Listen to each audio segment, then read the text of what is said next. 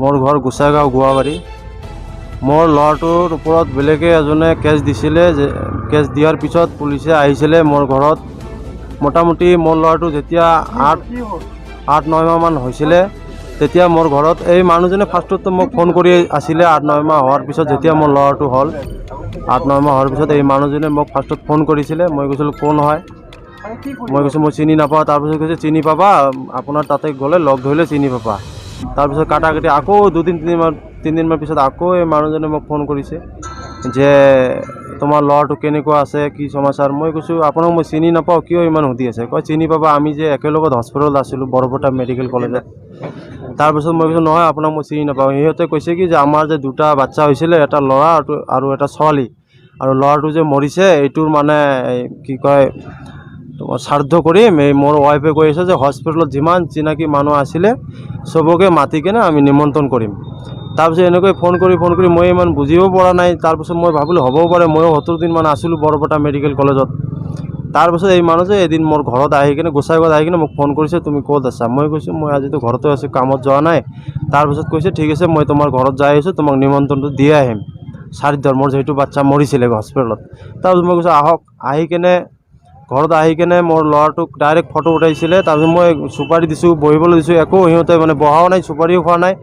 Direct মোৰ ল'ৰাটোক এটা ফটো মাৰি লৈ যাই কেনে তাৰপিছত 15 দিনমান পিছত বৰপেটাৰ পৰা মোৰ ঘৰত পুলিচ আহিলে যে তোমাৰ ল'ৰাটো ক'ত। মই কৈছোঁ আমাৰ ল'ৰাটোতো আছে। কৈছে তোমাৰ ল'ৰা এইটো নহয়, বেলেগে কেছ কৰিছে, এইটো এতিয়া DNA টেষ্ট কৰিব লাগিব। তাৰপিছত মই ক'লোঁ ঠিক আছে হ'ব, DNA টেষ্ট কি আমিতো বুজি নাপাওঁ, আমি অলপ মানুহৰ তাতে যাম, অলপ সুধি কিনে তাৰপিছত যাম। তাৰপিছত মোক 15 দিনমান বৰপেটা থানাৰ পৰা সময় দিছিলে যে আপুনি 15 দিনৰ ভিতৰতে আমাৰ থানাত আহিব লাগে মুখ জবানিৰ কাৰণে।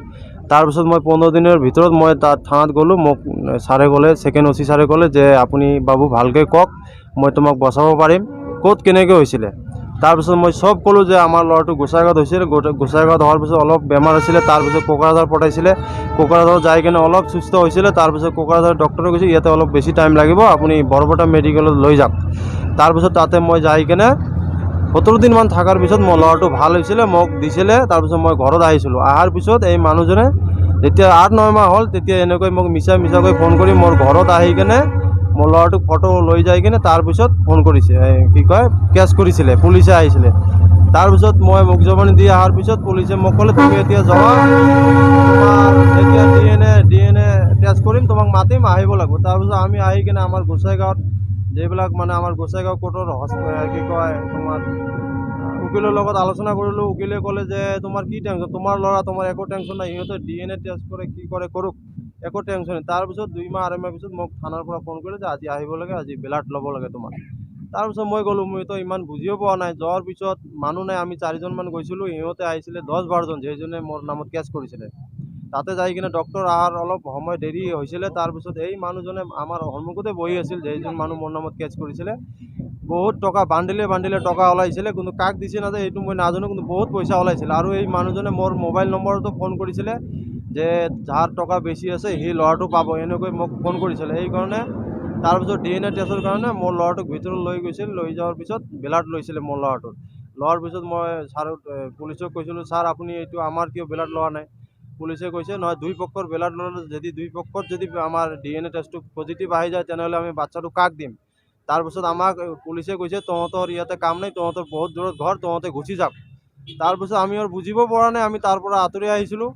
তাৰপিছত যেতিয়া আমি আহিবলৈ ধৰিছিলোঁ সিহঁতে 15-20জনমান মানুহ এই য'ত ব্লাড লয় তাতে সোমাই গৈছিলে। সোমাই যে কি কৰিছে নকৰে একো নাজানো। তাৰপিছত 1.5 বছৰ পিছত আমাক বৰপেটা থানাৰ পিছত ফোন কৰিল যে তোমাৰ আহিব লাগে আকৌ। আমি ক'লোঁ কি হয় এইটো বৰপেটা হাউলি। মানে আপোনালোকে ভাবি আছে যে তেওঁলোকে যিটো পৰীক্ষা কৰিছে সেইটো ঠিকমতে হোৱা নাই বুলি এইটো ঠিকমতে হোৱা নাই, মানে মোৰ ল'ৰাৰ ব্লাডটো সিহঁতে খেলি মেলি কৰিছে। মোৰ ল'ৰাৰ ব্লাডটো ফাৰ্ষ্টত লৈছিলে, আমাক থাকিবলৈ দিয়া নাছিলে। মোৰ ল'ৰাৰ ব্লাডটো সিহঁতে খেলি মেলি কৰিছে। আৰু চাওক DNA টেষ্টটো তাৰ তাৰ মেছেজৰ লগত মিলিছে, তাৰ কি কয় হাজবেণ্ডৰ লগত মিলা নাই। আৰু খালি এটাহে মিলিছে, এইটো চাই আমাৰ বৰপেটা ছেশ্যন কোৰ্টে কিহৰ কাৰণে অৰ্ডাৰ দিছে মই নাজানো। তাৰপিছত ছেশ্যন কোৰ্টৰ অৰ্ডাৰ মতে বৰপেটা থানাৰ পুলিচে মোক মিছা মাতি লৈ যাই কিনে মোৰ ল'ৰাটো সিহঁতক দি দিলে। মই চৰকাৰক মই অনুৰোধ কৰিম যে এইটো তদন্ত কৰক, তদন্ত কৰিলে চব ওলাই যাব। আৰু থাকিব নোৱাৰোঁ, বাচ্চাটা আসাম চৰকাৰক অনুৰোধ জনাইছোঁ, বাচ্চাটা মোক যেন ঘূৰি দিয়ে, ৰেহাই দেচোন। আর হসপিটাল থাকি ডাক্তারে কইছে বলে মই এটা 3 মাস হলে মই তদন্ত করি মই এটা তোমাক ওলাই দিম। এই পর্যন্ত কলেজ মেডিকেলতে কোনো তদন্ত করা নাই, মই দেখাই নাই। নিউজে টিউজে কইছে বলে কই আমি তদন্ত করি মই দেখাই দিম তোমার লড়াটো কার হয়। আমরা তো এমন ভুল না করি, যার বাচ্চা তাকে হেদিছি। নিকিবিটার কি রিং আর কি সে আউট, তা আমার বাচ্চা তো আউটে আছে। আমি চেষ্টা করবে নিয়ে গেছি মই ছোৱাটো, মই তো আৰ ওটা